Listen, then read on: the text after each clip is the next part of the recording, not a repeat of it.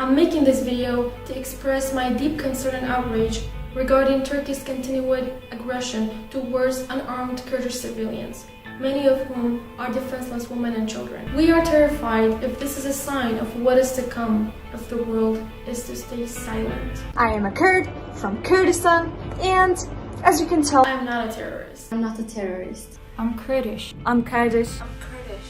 Ben Kurdum. Je suis kurde. And I'm not a terrorist. I'm Kurdish. I am Kurdish. Well, I am not a terrorist. Ich bin kein Terrorist. Jag är ingen terrorist. Ben Kürdüm.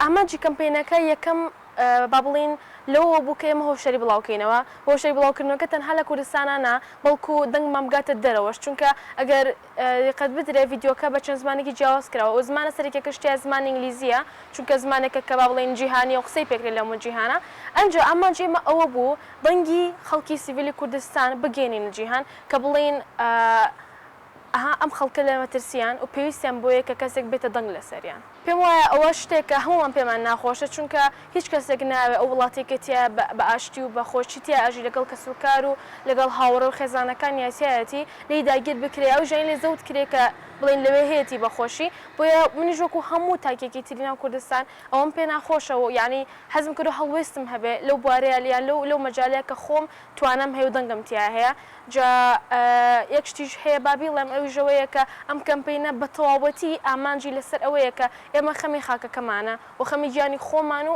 کەسوکار و کەسانەمان کە لە نزیکمانەوەن واتە ئامانجەکە ئەوەیە کە تۆ خەمی خاکەکەتە نەک بڵێ لە بواری سیاسی و لە نۆعاشتانەوە بۆ یعنی ئامانجەکەت بڕۆی خەڵکی مەدەنی خەڵکی بێتاوان مناڵی بێتاوان مافی ئەوەی نیانی حەق نییە کە بڵین باجی ئەو غەڵەتانە با کە کەسەکانی تر لە دەسەڵاتەوە ئیکەن یا لە مێژووە کراوە یا لە ئێستا پلانی بۆ دانرێ بۆ یاڵێم هیوام وایە ینی ئەوان کە هەموو وڵاتانی کە لە نزیکمانەوە ئەوانشی کە لە دووری دەستنووری ئێمەوەن هیوام وایە بتوانین ژیانێک ینی بەبێ شەڕ و بەبێ مردنی خەڵکی بێتاوان و بەبێ مردنی مناڵ بەسەبەرین هەروەها پەیامیشم بۆ کەسانی کە هاوپیشەی منن ئەوەیە هەوڵ بن ئێمە گەنجی کورد دروستی کردوین گەنجی ئەم وڵاتی ئێمە گەیاندۆتە ئەو شوێنێکە تیاین ئەوان بینەری ئێمەن ئەوان ئەگاداری شەکانی ئێمە و با بڵین چالاکیەکانی ئێمە پشگیریەکەن و بەوەی ئەوانەوە ئێمە بە زۆر شت ئەگەین جا بۆیە حەزەکەم وەکو ئەوەی کە ئەوان لەگەڵ ئێمە بوون ئێمەش لەگەڵ هەموو وڵاتەکەمانە بین کاتێک شتێک ڕوو ئەیە کە پێویستە قسەی لەسەر بکرێت بێدەنگ نەبین و دەنەنیشین تەنها سیرکەین و بڵین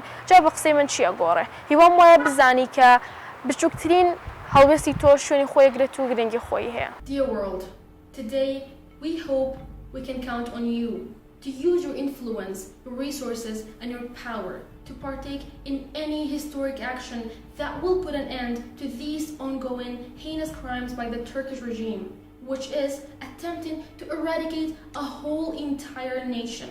Whoever you are watching this video right now, I'm here to kindly ask you to use your voice, no matter how loud or how quiet it is. Raise awareness towards this matter. Let the world know what is happening in Kurdistan right now. Turkey is bombarding Kurdistan. Turkey is bombarding Kurds. Turkey is killing innocent civilians. Turkey is killing innocent people. Advocate for the safety and protection of the Kurds. Thank you.